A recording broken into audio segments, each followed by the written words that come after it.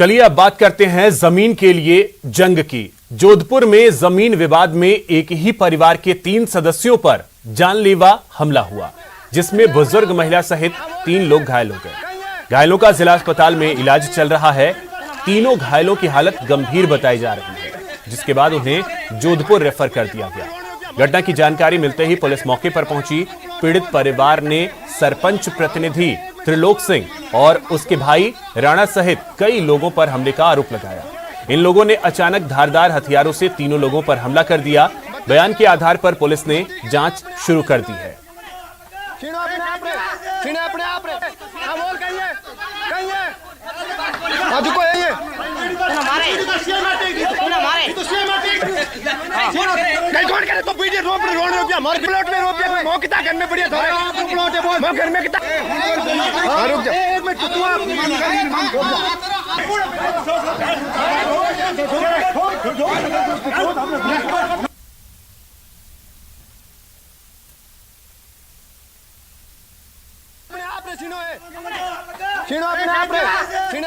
तो ये तस्वीरें जो हैं वो जोधपुर से सामने आई, जहां पर जमीन विवाद में एक ही परिवार पर हमला किया गया और इसमें 3 लोग जख्मी हुए हैं। एक बुजुर्ग महिला भी इसमें शामिल है।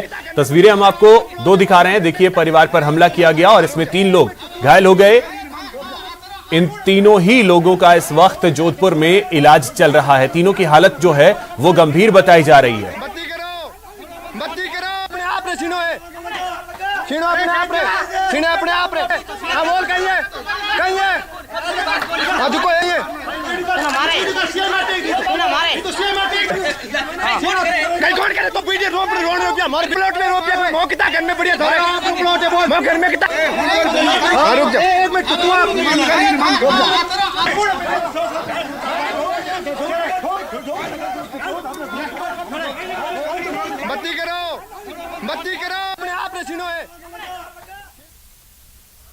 उधर करौली के धवान गांव में लगभग 1 सप्ताह पहले हुई अतिक्रमण हटाने की कार्रवाई को लेकर एक पीड़ित ने ग्राम पंचायत और उपखंड प्रशासन पर मनमानी के आरोप लगाए हैं। आरोप है कि खातेदारी की भूमि में भी जबरन तोड़फोड़ की गई है। पीड़ित का आरोप है कि जबरन कार्रवाई से उसे मानसिक और शारीरिक क्षति पहुंची है, लिहाजा अब वो न्यायालय की शरण लेगा। पीड़ित ने जिला कलेक्टर से भी शिकायत कर न्याय की गुहार लगाई है। एसडीएम साहब से, तहसीलदार साहब से बार बार रिक्वेस्ट किया था, अक्सर मेरा अतिक्रमण में नहीं है, पर मेरी एक भी नहीं सुनी उन्होंने। इसलिए मेरे सारे लेटरिन, बाथरूम, गेट, 4 घर पाटोड़, मेरे भाइयों के गेट, मेरा एक भाई बीपीएल में है, उसका सारा नुकसान कर दिया हम लोगों का। इन्होंने इस्तिगासा दायर करूंगा कलेक्टर साहब के वहां, मैंने गुहार लगा दी और कोर्ट में इस्तिगासा इन लोगों के खिलाफ इस्तिगासा दायर करूंगा। टॉयलेट वगैरह करेंगे।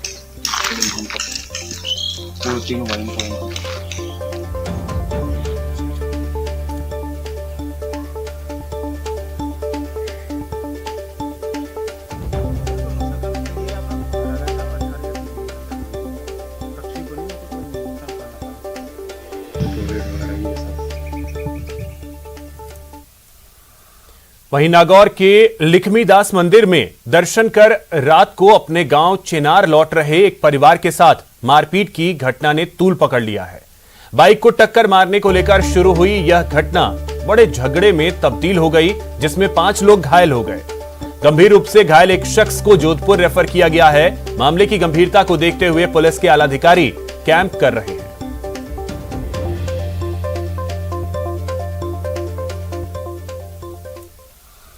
अब एक बड़ी खबर आपको बता दें, श्री गंगानगर से यह बड़ी खबर है, जहां पर 2 महिलाओं के साथ चेन स्नैचिंग की गई है। दिन दहाड़े चेन स्नैचिंग की यह वारदात को अंजाम दिया गया।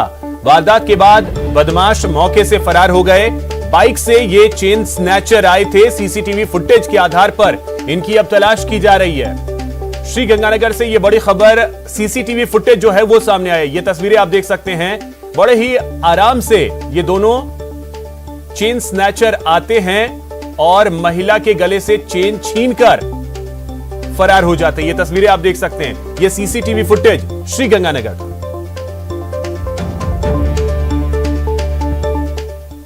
बीकानेर पुलिस को बड़ी कामयाबी हाथ लगी है। पुलिस ने सीकर में हेड कांस्टेबल पर फायरिंग कर पुलिस इंस्पेक्टर की कार लूटने वाले 2 बदमाशों को नाचना इलाके से गिरफ्तार किया। दोनों लुटेरों ने 20 जुलाई को वारदात को अंजाम दिया था। दोनों आरोपियों में से एक पंजाब के फाजिलका का और दूसरा हरियाणा के फरीदाबाद का रहने वाला है। दोनों आरोपियों से लुटी हुई कार भी बरामद कर ली गई। अपने बीकानेर डीएसटी को फिर कल सूचना मिली कि ये जो संभावित इसमें जो संदेहास्पद व्यक्ति हैं 2, ये अपने जैसलमेर के नाचना थाना क्षेत्र के इलाके में वहाँ पर हैं।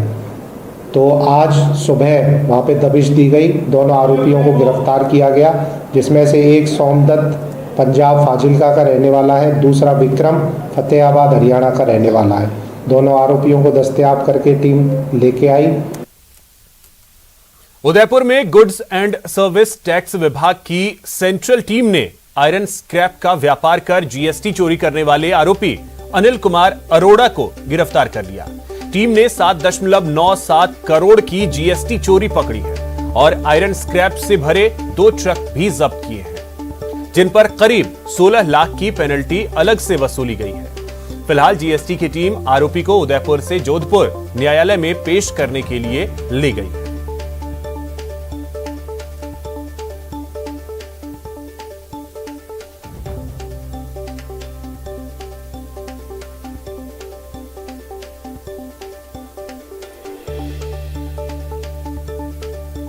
सेंट्रल जीएसटी की टीम ने बड़ी कार्रवाई को अंजाम दिया है और नहीं बनाकर करीब 8 करोड़ से ज्यादा की जीएसटी चोरी के मामले में अनिल कुमार अरोड़ा और शंटी को कबाड़ के सामान को लेकर गिरफ्तार किया। ये आप देखिए कि ये अनिल कुमार उर्फ अरोड़ा उर्फ शंटी हैं, इन्हें गिरफ्तार कर लिया गया है और अब जोधपुर के लिए टीम लेकर रवाना हो रही है। जोधपुर में आर्थिक न्यायालय में आरोपी को पेश किया जाएगा। आप देखिए कि उदयपुर से सेंट्रल जीएसटी की टीम में देवेंद्र सिंह शेखावत, इंस्पेक्टर गौरव, आदित्य पंचोली और हेमंत 4 अधिकारी जो अनिल कुमार अरोड़ा है उसे लेकर उदयपुर से रवाना हो रहे। एक अलग तरह से अपराध को अंजाम देने की कोशिश की जा रही थी। यहाँ पर जो अनिल कुमार अरोड़ा है वे लगातार ये कर रहे थे कि मार्च में एक गिरोह का पहले पर्दाफाश किया था। उस गिरोह के पकड़ में आने के बाद में ही मार्च महीने से ही अनिल कुमार अरोड़ा उदयपुर से कबाड़ के सामान को लेकर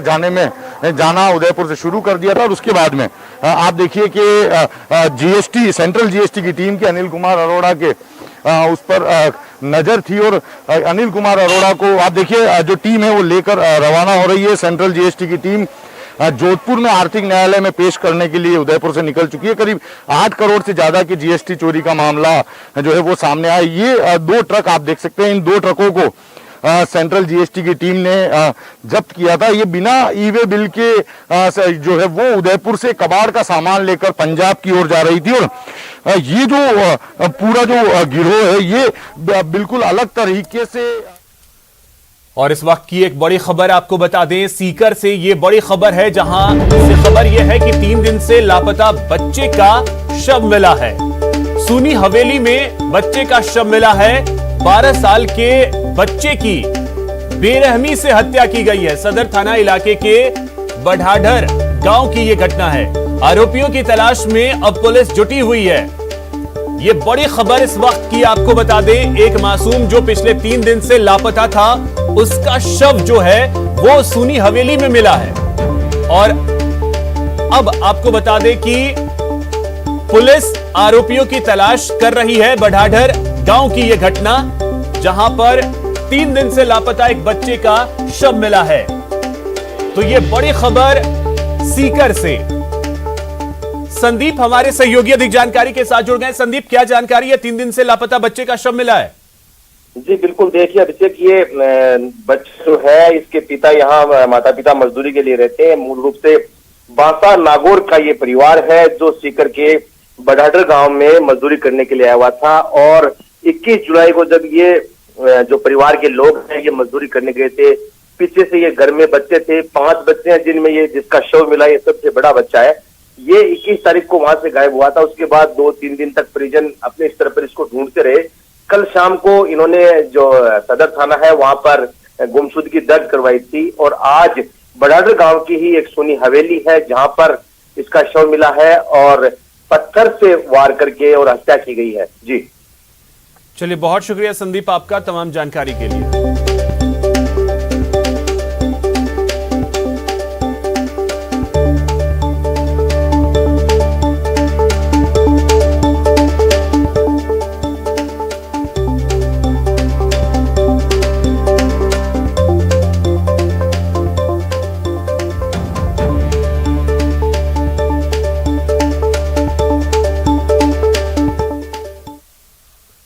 कोरोना ने जैसलमेर के पर्यटन पर पिछले 1.5 साल से ग्रहण लगा रखा है।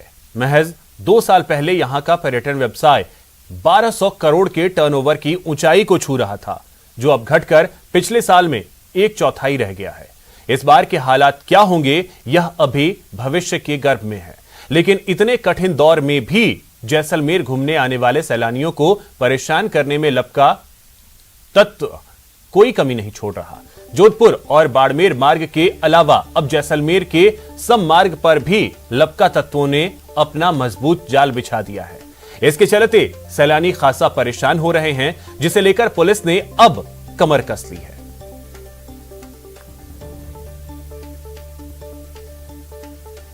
निरंतर कार्य करते हुए अभी 4-5 एक्ट किए हैं और इनकी बाइक है जो सीज कर रहे हैं। लपकों का जो आपराधिक रिकॉर्ड है उसका हम संकलन करके उनके विरुद्ध और प्रभावी कार्रवाई कर रहे हैं।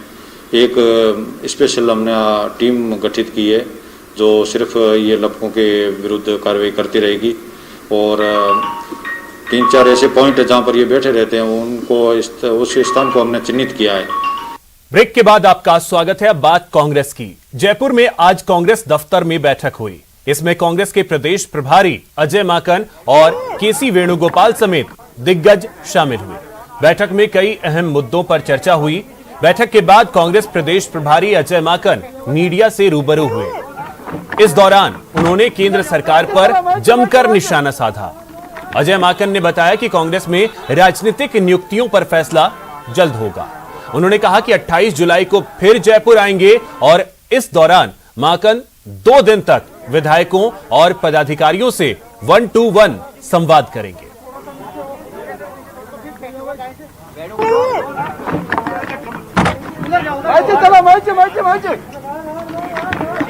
हम लोगों ने आज यहाँ पे प्रदेश कांग्रेस कमेटी में जो वरिष्ठ नेता जितने भी यहाँ पे जयपुर में मौजूद थे सब लोगों से बात करी और एक अनौपचारिक चर्चा हम लोगों ने सब लोगों से करी।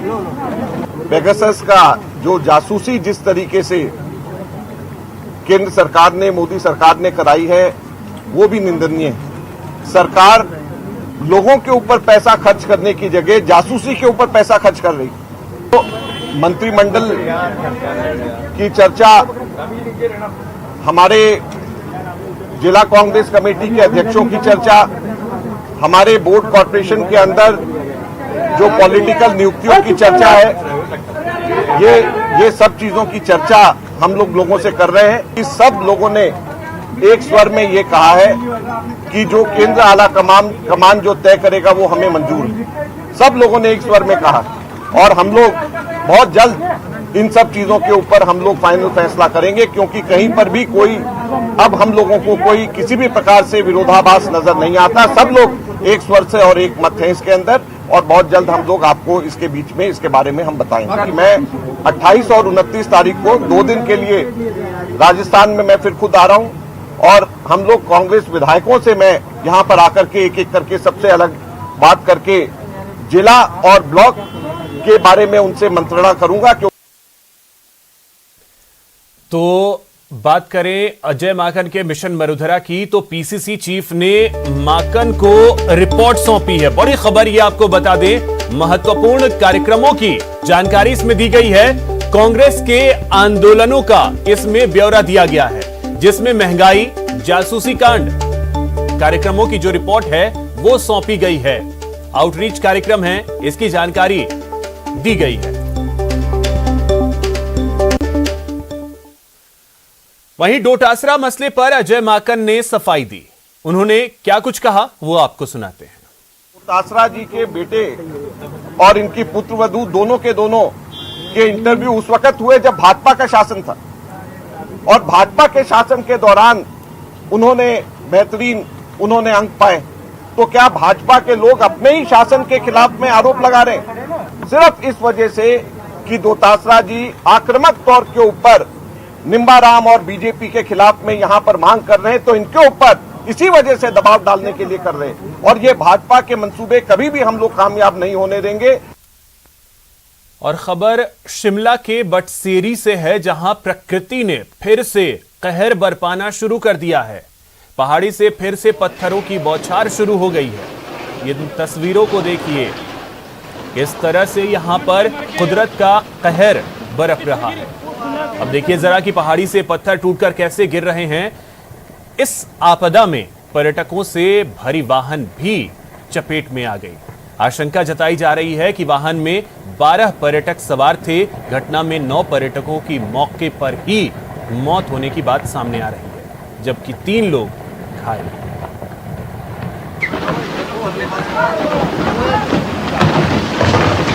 यार ना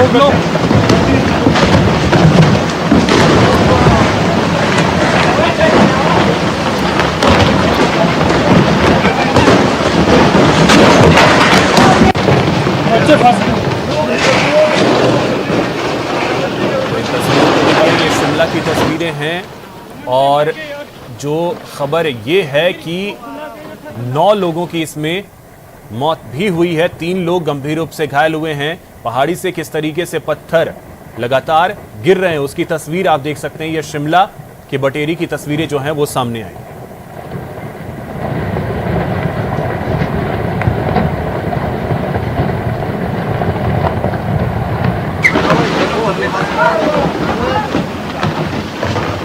यार ना लो